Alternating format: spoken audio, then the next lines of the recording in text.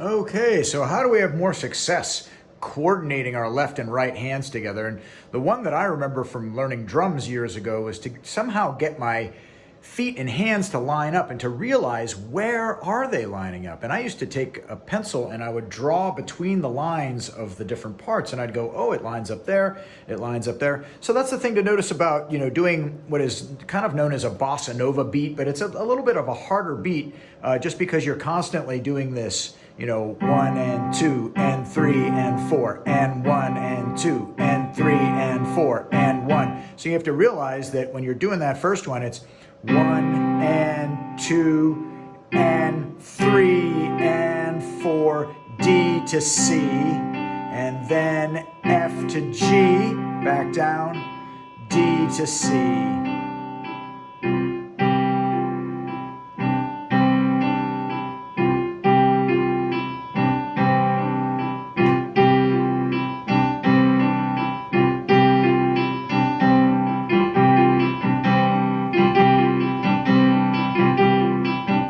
So right there, just building the speed up, and if you can keep up with that, that's great, but just try it on your own and see if you can't build up the speed. And the other thing you can do, if you want to get more into the bass range, right, you can do that instead. So now you're thinking,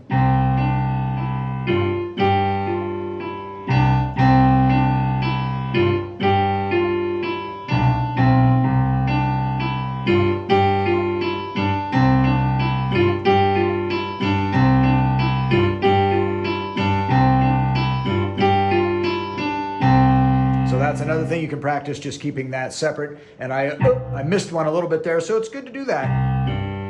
And then even your octaves. Just working those with the left hand separate and then hopefully being able to still do something with your right hand. And then switch keys too. Like you could go to the key of D, and then you could do...